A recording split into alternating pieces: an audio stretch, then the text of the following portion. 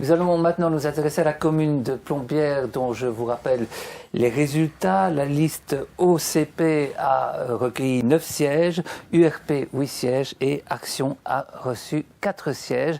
Plombières qui a à présent une nouvelle majorité. Je vous présente ses représentants. Ils nous ont rejoints sur ce plateau. En commençant par vous, Marie Stassen, bonjour. Bonjour. Vous êtes donc la représentante d'Ouverture Citoyenne de Plombières et vous serez la bourgmestre de Plombières à partir du mois de décembre. Et Lucien Locht, vous représentez Action. Vous avez donc conclu un pacte de majorité entre vous. Alors pour quelle raison ce choix?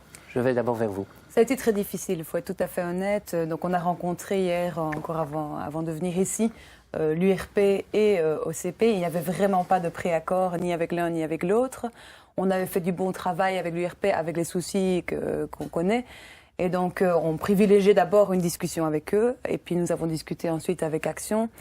Et c'est vraiment la discussion qui a amené à ce pacte de majorité. En fait, avec Action, on est tout de suite parti sur des contenus, sur du fond, sur vraiment les points qui nous tenaient à cœur, et on s'est rendu compte des symbioses entre les deux partis.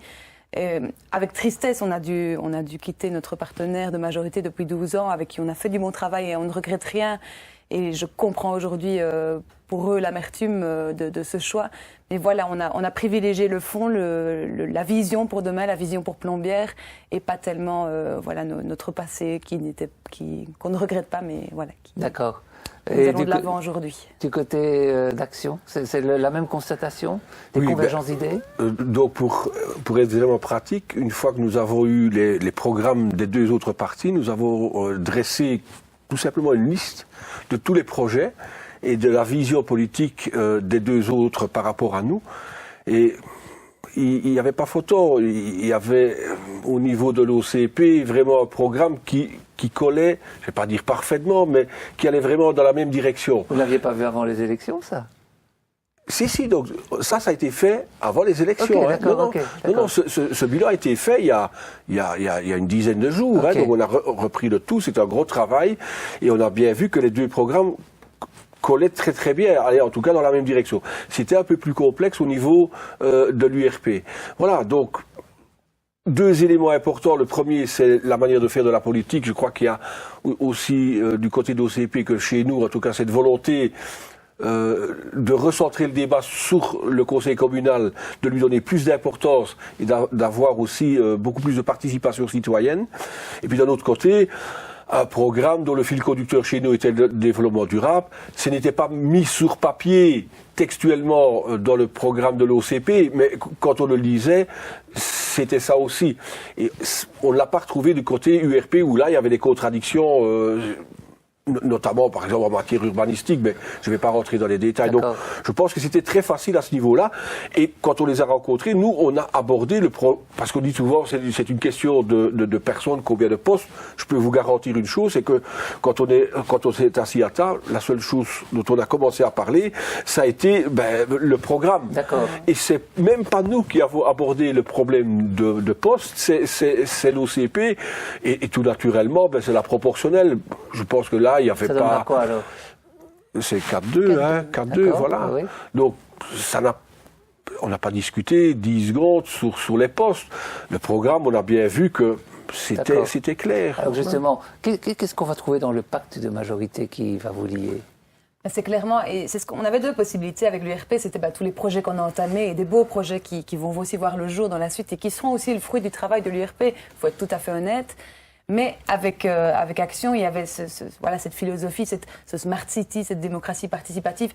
Un des enjeux demain, dans les mois qui viennent, c'est maintenant de mettre sur papier comment est-ce qu'on va développer cette démocratie participative au sein de la commune, que ce soit par Smart City, par des applications mobiles, mais aussi au niveau du journal communal, au niveau du conseil communal, au niveau aussi de tout notre groupe, parce qu'on a des personnes qui n'ont pas été élues et on aimerait bien qu'elles restent impliquées et qu'on fasse des vraies commissions. En fait, il existe énormément de structures dans les communes, la CLDR, etc., mais qui sont sous-utilisées. Enfin, c'est ce que nous pensons, et il y a moyen peut-être de les revaloriser par les commissions, si les commissions commission autour des échevins, je pense que, et aussi de travailler avec l'opposition. On a envie vraiment de faire du travail constructif avec l'opposition qui sera importante à Plombières. Si on avait choisi d'aller avec l'URP, c'était plus facile pour nous. On avait une majorité beaucoup plus écrasante et c'était plus simple. Mais c'est pas ça qu'on veut. On veut que le citoyen ait droit aussi à des opinions divergentes, à d'autres idées. Et je pense que le choix qu'on a fait poussera aussi le conseil communal à être beaucoup plus ouvert et beaucoup plus, avec beaucoup plus de débats. Alors, Lucien Loche, la démocratie participative, c'est quelque chose qui se pratique au quotidien et qui demande beaucoup d'énergie. Parce que j'entends ce que vous mettez sur la table, il va falloir tenir 6 ans. Régulièrement, vous garantissez à vos concitoyens que vous allez tenir justement sur cet état pendant 6 ans? En tout cas, moi, je vais m'y engager à temps plein. Donc, à ce niveau-là, je n'ai aucun souci. Je l'ai dit tout à l'heure, que le développement durable était le fil conducteur du programme. On ne peut pas faire du développement durable sans des politiques sociales, économiques et environnementales, bien évidemment, mais avec comme levier la participation citoyenne. Donc, c'est un tout. Ce qui était important aussi pour compléter ce que Marie a dit, ce qui était important, c'est que dans tout ce que vous faites à partir de demain, il faut que ça passe dans la moulinette du développement durable, si je peux m'exprimer de manière un peu plus concrète, voilà, ce qui n'était pas le cas actuellement. Donc on avait un outil qui était l'agenda 21 local, mais c'est pas parce que j'ai une foreuse que je m'en sers.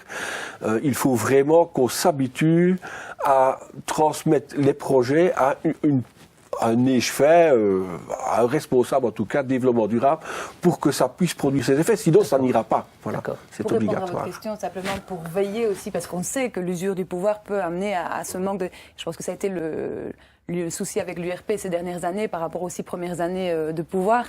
Et on aimerait bien donc aussi mettre dans un échevinat cette compétence, la démocratie participative, pour que cette personne soit responsable de veiller aussi dans chaque domaine de la politique communale, à veiller à ce que ça continue.